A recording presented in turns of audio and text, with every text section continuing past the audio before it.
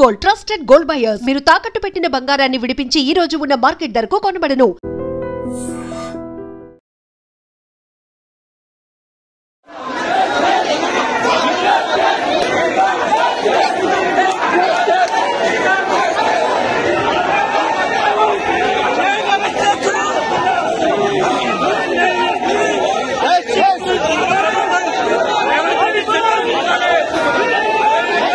తెలంగాణ ఉద్యమంలో 1200 మంది బలిదానం ఇస్తే గానీ తెలంగాణ రాలేదు కాబట్టి బీసీ ఉద్యమం ఇంత పెద్ద ఎత్తున నడుస్తుంది. సో బీసీ ఉద్యమం ఊపందుకోవాలన్నా, బీసీ ఉద్యమానికి ఒక ఊపు రావాలన్నా కూడా నా బలిదానం ముఖ్యము అని అంటూ ఈశ్వరాచారి అనే అతను నిన్న ఎమ్మెల్సీ తీన్మార్ మల్లన్నకు సంబంధించిన ఆఫీస్ ఎక్కడైతే ఉంటుందో అక్కడ వెళ్ళి తీన్మార్ మల్లన్నను కలుద్దామని వెళ్ళాడట.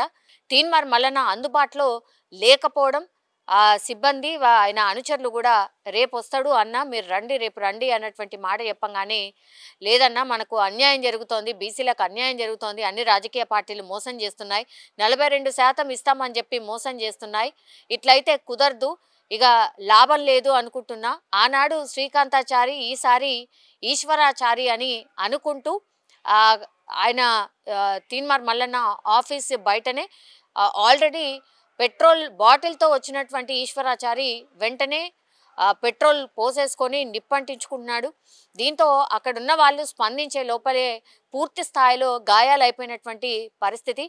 అత్యంత దయనీయమైన పరిస్థితుల్లో రోడ్డు మీద కొట్టుమిట్టాడుతూ బర్నింగ్ మొత్తం అంతా కాలిపోయినటువంటి సిట్యువేషన్. ఆ తర్వాత ఆయనతో పాటు ఆ నిప్పులో ఆయనతో ఉన్నటువంటి ఫోన్ కూడా కాలిపోవడం, పక్కనున్న వాళ్ళందరూ కూడా నువ్వు ఎక్కడి నుంచి వచ్చావు, ఏంటి అసలు ఏమైంది ఏంటి అన్నప్పుడు నేను వచ్చింది తీన్మార్ మల్లన్నని కలవడానికి, లేడు రేపు వస్తారు కలవడానికి అన్నటువంటి మాట చెప్పారు. కానీ నేను ఇదంతా ఎందుకు చేసుకున్నా అంటే బీసీలకు అన్యాయం జరుగుతోంది, బీసీలు బతకాలన్నా లేకపోతే బీసీ నినాదం గట్టిగా వినిపించాలన్నా నా బలిదానం కావాల్సిందే అన్నటువంటి మాట చెప్పినట్టుగా అక్కడ ఆనాడు ఇన్సిడెంట్ జరిగినప్పుడు అందరూ చూసి ప్రత్యక్ష సాక్షులు చెప్తున్నటువంటి మాట అత్యంత బాధాకరం. నిజంగానే అందరూ కూడా మేధావులందరూ కూడా స్పందిస్తున్నారు. ఇది ఏమాత్రం కూడా మంచిది కాదు. తెలంగాణ ఉద్యమం అప్పుడు కూడా ఎవరు కూడా బలిదానం కోరుకోలేదు, బలిదానం తప్పు.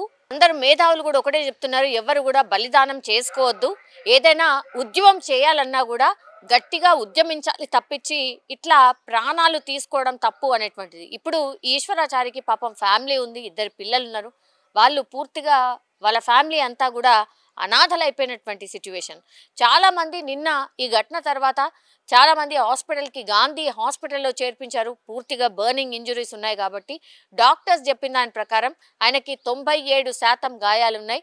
అసలు జనరల్లీయే 60% ఎబో కాలిపోతేనే చూపుకైతే అంటే చూడ్డానికి బాగానే ఉంటారు, మాట్లాడుతూ ఉంటారు, కానీ ఎప్పుడు ఆల్ ఆఫ్ సడన్ కొలాప్స్ అయిపోతారా కూడా తెలీదు అన్నటువంటి మాట డాక్టర్స్ కూడా చాలా సందర్భాల్లో చెప్పినటువంటిది. సో చాలా కష్టం అనేటువంటి మాట చెప్తున్నారు. మనకి ఇప్పుడే అందినటువంటి సమాచారం ఏంటంటే ఆల్మోస్ట్ ఈశ్వరాచారి చనిపోయినట్టుగా అధికారికంగా అనౌన్స్మెంట్ ఒకటే ఉన్నట్టుగా మనకున్నటువంటి ఇన్ఫర్మేషన్. సో ఒక్కసారిగా ఈ వార్త బయటికి రావడంతో పెద్ద ఎత్తున గాంధీ హాస్పిటల్ దగ్గర సెక్యూరిటీని పెంచేశారు. గాంధీ హాస్పిటల్ లోపలికి కానీ ఎవరిని ఎలో చేసే పరిస్థితి లేదు. ఎందుకంటే నిన్ననే ఈయన ఇన్సిడెంట్ జరిగిన తర్వాత గాంధీ హాస్పిటల్కి పెద్ద ఎత్తున నాయకులందరూ వెళ్ళారు. ఈరోజు తలసాని శ్రీనివాస్ యాదవ్ కూడా వెళ్ళి ఆ ఫ్యామిలీని పరామర్శించిన సందర్భం. ఆయన కూడా చాలా పెద్ద ఎత్తున విమర్శలు చేశారు గవర్నమెంట్ మీద. బీసీ ఉద్యమం ఇంత పెద్ద ఎత్తున నడుస్తుంటే గవర్నమెంట్ చాలా మొద్దు నిద్రపోతోంది, అట్లాగే ఏమాత్రం కూడా ప్రేమ లేదు బీసీల మీద, కేవలం నాటకాలు మాత్రమే ఆడుతోంది, ఇచ్చేయడానికి వాళ్ళకి ఇష్టమే లేదు అన్నటువంటి మాట కూడా తలసాని శ్రీనివాస్ యాదవ్ అన్నటువంటి సందర్భం. అట్లాగే దయచేసి ఎవ్వరు కూడా ఇట్లా ఆత్మహత్యలకు పాల్పడద్దు అనేటువంటిది కూడా పిలుపునిచ్చిన పరిస్థితి. అట్లాగే 50 లక్షలు వాళ్ళ ఫ్యామిలీకి మీరు ఇవ్వాల్సిందే అన్నటువంటి డిమాండ్ కూడా తలసాని శ్రీనివాస్ యాదవ్ చేసినటువంటి సిచ్యువేషన్ అయితే కనిపిస్తోంది. ఒక్కసారిగా ఈశ్వరాచారి చనిపోయాడు అన్న వార్త విన్న తర్వాత పెద్ద ఎత్తున గాంధీ హాస్పిటల్కి చాలామంది బీసీకి సంబంధించిన నాయకులు వెళ్తున్నారు, మేధావులు కూడా చాలామంది గాంధీ హాస్పిటల్కి వెళ్తున్నారు. పెద్ద ఎత్తున ఆ ఫ్యామిలీని పరామర్శిస్తున్నారు, ధైర్యం చెప్పే ప్రయత్నం కూడా చేస్తూ ఉన్నారు.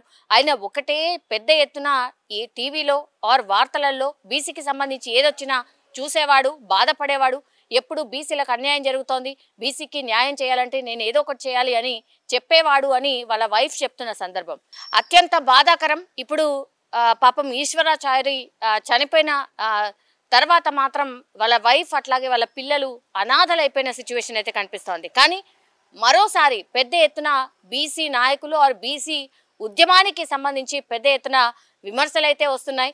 రాజకీయ నాయకుల మీద పెద్ద ఎత్తున విమర్శలు చేస్తున్నారు. బీసీ నాయకులు కూడా చాలా మంది గాంధీ హాస్పిటల్కి దగ్గరికి చేరుకొని ఈశ్వరాచారికి జోహార్ అంటూ అట్లాగే ఈ ఉద్యమానికి ఇది నాంది పలుకుతోంది అన్నటువంటి మాట కూడా చెప్తున్నటువంటి సిచ్యువేషన్ అయితే కనిపిస్తోంది. ఒక్కసారిగా గాంధీ హాస్పిటల్ దగ్గర ఒక అలజడి, గాంధీ హాస్పిటల్ దగ్గర పెద్ద ఎత్తున సెక్యూరిటీని అయితే పెంచినటువంటి సిచ్యువేషన్ అయితే కనిపిస్తోంది. నిజంగా ప్రస్తుతం ఉన్నటువంటి సమాజం దేనికి ప్రయారిటీ ఇస్తుంది? ఆర్థిక సంబంధాల చుట్టూ మాత్రమే తిరుగుతుంది. మళ్ళీ ఎన్నికలంగానే చాలా విరక్తి కలుగుతుంది. మంచి అనిపిస్తుంది కదా, లేడీస్ కూడా ఛాలెంజింగ్ జాబ్స్ చేసినప్పుడు చాలా బాగుంటది. ట్రాఫిక్ అసిస్టెంట్స్ గా నియమించిన ట్రాన్స్జెండర్స్ అందరితో సాల్యూట్ చేయించుకుంటున్నారు. ఫుడ్ డెలివరీ ఇవ్వటానికి వెళ్ళినటువంటి డెలివరీ బాయ్ అనిల్ పై కళ్ళ ముందు